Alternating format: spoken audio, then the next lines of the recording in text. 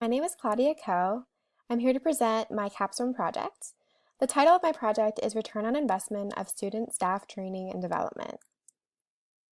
My project took place at Montclair State University in the office called the ADP Center for Learning Technologies. The mission of this office is to bring learning technologies into the classroom for faculty, staff, and students in the College of Education and Human Services. The office is staffed by a full-time director, 2 graduate assistants, and 12 student assistants. I am interested in the training and development of the student assistants in particular, and the role that the supervisor, the acting director, has on this training.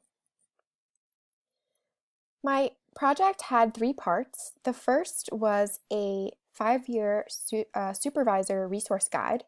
The second was a survey conducted in 2 parts.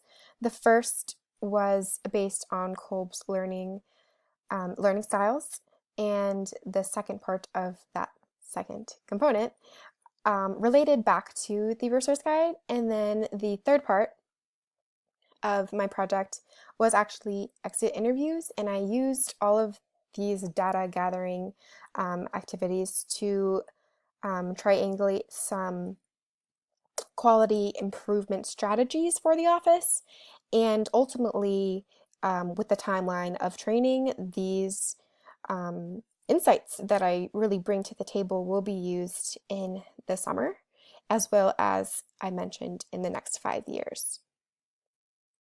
The literature that informed my project can be understood as the context of training and development, not only in the context of higher ed, but in all realms of the supervisory world.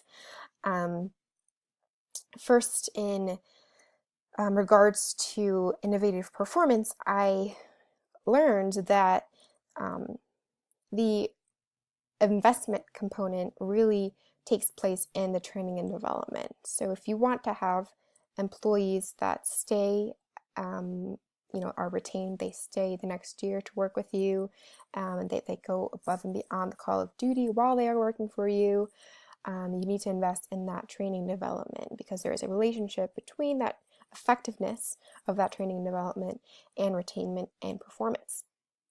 And secondly, there was a study that was conducted where a 7-point Likert scale was used to essentially rate a job. And this rating was based on some characteristics that really impact the stress and the satisfaction levels of employees.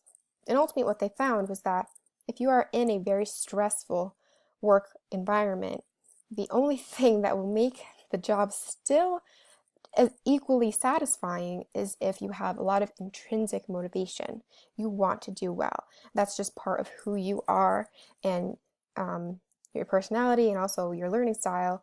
I feel really informs your stress levels. So if you are learning in an environment that doesn't match you, then you're going to be stressed. So that's where I connected this Likert scale to the survey that I conducted. And then third, in higher ed, we often have supervisors who conduct training, right? And they inform the training curriculum, how much time is dedicated, and oftentimes we ask the supervisees about training and not the supervisors. So I was really interested by Davis and Cooper, who interviewed 13 student affairs supervisors, and as a result, they really better understood that perspective of the supervisor and the limitations, essentially, that they have.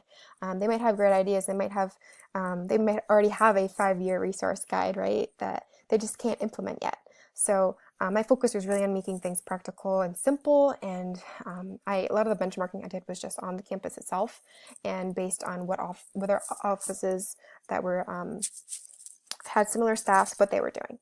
And then finally, just to note about technology itself and the role of technology in training, I was really interested in seeing if the online component, essentially we have a protocol that student assistants can use to get acquainted with some of the day-to-day activities of the office, if that was good, if that should be balanced with some more face-to-face training. And ultimately what I found through the 100-year history of training development was that it's okay to have that component, to have both, and actually they appreciate the balance of both. So I knew that we were on the right track with this. So a little bit of a theoretical framework. So I based my project in Kolb's theory of experiential learning. The theory itself is based on two continuums. So you have the perception continuum and the processing continuum. And then where you fall on these two continuums determines your learning style. And so there's 4 learning styles. And they're more like preferences because we actually, in our office, we have 2 student assistants that actually fall in more than one category. And that's perfectly fine. These are just suggesting, so if you're in the simulator, you like to think and watch. That's the best way that you learn. And an accommodator likes to feel and do. So some of the things that you might need to integrate are things like handouts, opportunities for reflection and thinking about what you're learning. I know that people who are focused on action, they are focused on the present and the now. So these are all just things that came up from basing this project on this theory. And so lastly, in this time, I'm going to talk about some of the findings and implications. I'm only going to scratch the surface, but here's basically 3 findings and implications that I found so far. So the first one is that there is a lot of vagueness surrounding the role itself.